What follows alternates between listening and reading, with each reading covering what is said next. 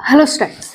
बहुत से स्टूडेंट्स की कमेंट रहती है कि मैम हम सफल होना तो चाहते हैं लेकिन पूरी तरह से हम मोटिवेट नहीं हो पाते। हम कुछ देर के लिए मोटिवेट होते हैं, एक आध घंटे की पढ़ाई भी हो जाती है और फिर हम सब कुछ छोड़ छाड़ के अपनी लाइफ में इतने बिजी हो जाते हैं कि दोबारा से पढ़ने बैठने के लिए भी हमारे पास समय नहीं होता। सोचते हैं आज नहीं मैं कल पढ़ लूंगा। मतलब कहने का ये है कि आपकी प्रायोरिटी आपने सेट नहीं कर रखी है। आपने ये निश्चित नहीं कर रखा है कि पढ़ना मेरी प्रायोरिटी है, ये मेरी लाइफ का जो आरामदायक पल है ये मेरी प्रायोरिटी है। यही वो रीजन है जिसकी वजह से आप रेगुलर नहीं पढ़ पा रहे हैं। आपको आपकी प्रायोरिटी सेट करनी होगी कि पढ़ना मेरी प्रायोरिटी है, बाकी जो भी मेरी लाइफ का हिस्सा है वो अभी प्रायोरिटी में नहीं है। चाहे वो कोई भी हालात हो, चाहे वो कोई भी परिस्थितियां हो या कोई भी ऐसा काम हो जिससे कि आप डाइवर्ट होते हैं, अपनी पढ़ाई की ओर नहीं मुड़ पाते, आपको उन्हें अपनी लाइफ से हटाना होगा। और ये कब होगा? जब आप एक बार शांत मन से बैठकर अपने आप से विचार करते हुए ये कहेंगे कि बेटा तुझे पढ़ना है, तुझे आगे बढ़ना है, तो तुझे ये कठिन राह तो अपनानी पड़ेगी, नहीं तो कल को आने वाला पल तेरा बहुत खराब होने वाला है। तुझे अगर लाइफ में सक्सेस चाहिए, अपनी एक सम्माननीय जिंदगी चाहिए, तुझे अपनी लाइफ में कुछ भी अचीव करना है, तो पहली सीढ़ी यहीं से होकर जाती है। अगर तूने आज इस काम को साइड कर दिया और अदर कामों में लग गया तो कल को तेरी लाइफ पे तुझे साइड कर देगी और तुझे एक घसी पिटी सी लाइफ जीनी होगी। तो आप अपने आप को फोर्स कीजिए, अपनी प्राथमिकता में पढ़ाई लाइए। आप अपने आप को ये बताइए कि मेरा पढ़ना ही मेरा मेन मोटिव है, मुझे इसे पढ़ना ही होगा, मुझे ये तैयारी करनी ही होगी। एक बात बताओ, इस बार सिलेक्शन हो गया, अगर नहीं हुआ तो क्या होगा? फिर से जितना पढ़ा था वो वापस से पढ़ोगे, वही बुक्स पढ़ोगे, वही नोट्स पढ़ोगे, और फिर से भी अगर नहीं हुआ तो फिर से वही काम करोगे। इससे अच्छा ये नहीं है कि हम एक ही बार में 6-7 महीने उस काम को कर लें जो हम बार बार करने वाले हैं। कितने साल बिगाड़ेंगे हम? 1 साल, फिर दूसरी साल, फिर तीसरी साल, पंचवर्षीय योजना हो गई तो 5 साल। हम कितना समय दे देंगे उसे? यकीन मानिए बहुत से बच्चों के साथ ये हो रहा है। और रीजन क्या है? हम खुद।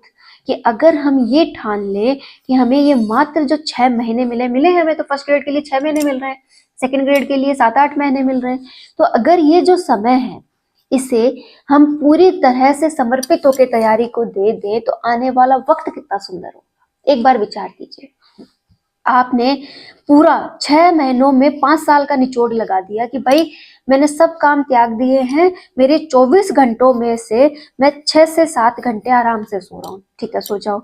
6 से 7 घंटे सोने के बाद 4 घंटे मैं अपने अदर काम कर रहा हूँ, जिसमें खाना पीना नहाना धोना, मतलब जो भी है गपशप जो भी करना है सब कुछ उसमें डाल दो।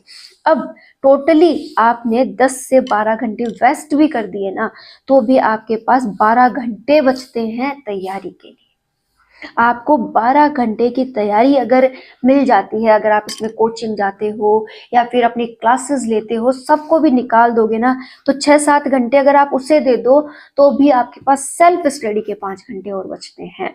तो ये आप पे डिपेंड करता है कि अगर आप इन 12 घंटे को टोटली सेल्फ स्टडी में लगाते हो या फिर ऑनलाइन क्लासेस वगैरह को प्लस करके इसमें लगाते हो, फिर भी आप एक बहुत अच्छी तैयारी कर सकते हो। तो कभी अपने आप को लेकर एक अच्छी कैलकुलेशन कीजिए कि मैं कैसे अपने टाइम को बर्बाद कर रहा हूँ, मेरे 24 घंटे में कैसे खर्च कर रहा हूँ। हिसाब किताब आपके पास होना चाहिए। अगर ये हिसाब किताब आपके पास है तो आप एक सही दिशा की तैयारी कर रहे हैं। और प्लीज मेरी आपसे बहुत ही ज्यादा प्लीज मैं आपसे रिक्वेस्ट कर रही हूँ, इन 6 महीनों को हमें 5 साल बनाना है।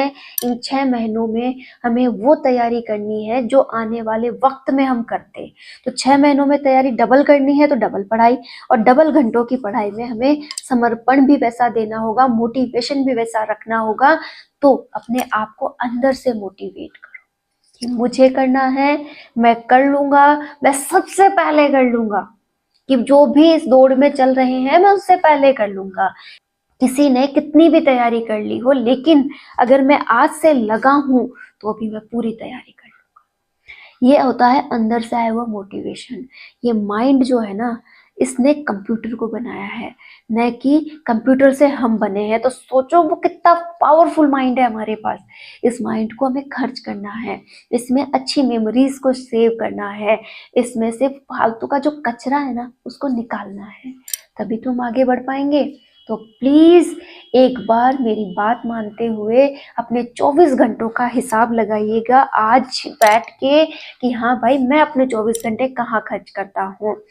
आपने जो भी अपना कैलकुलेशन लगाया है, आपने जो भी अपना कैलकुलेशन लगाया है कि हाँ मैं यहाँ पर अपने 10 घंटे खर्च करता हूँ, मैं इतने घंटे की पढ़ाई करता हूँ, उसके कमेंट कर दीजिएगा कि हाँ मैम हम अपने समय को इस प्रकार से यूज कर रहे हैं, हम हमारे इतने घंटे पढ़ाई को देते हैं। यकीन मानिएगा मैं देखूंगी कि कौन कौन कितने घंटे पढ़ रहा है, और जितने भी स्टूडेंट्स मुझसे जुड़े हैं मैं उनसे उम्मीद करती हूँ कि उनका जो पढ़ने का समय होगा वो 10 से 12 घंटे होने वाला है। नहीं, प्लीज आज से ही आप पढ़ना स्टार्ट कर दीजिए और अपना 100% पढ़ाई को दीजिए। मेरी एक रिक्वेस्ट आपको एक्सेप्ट करनी ही पड़ेगी कि आप तैयारी कर रहे हैं तो प्लीज समर्पण दीजिए और जितना भी समय मिले उसे तैयारी पर लगाइए। ऑल द बेस्ट, आपका आने वाला वक्त बहुत अच्छा हो, इसी उम्मीद के साथ आप तैयारी करें और अपने आप को आगे बढ़ाएं। All the best.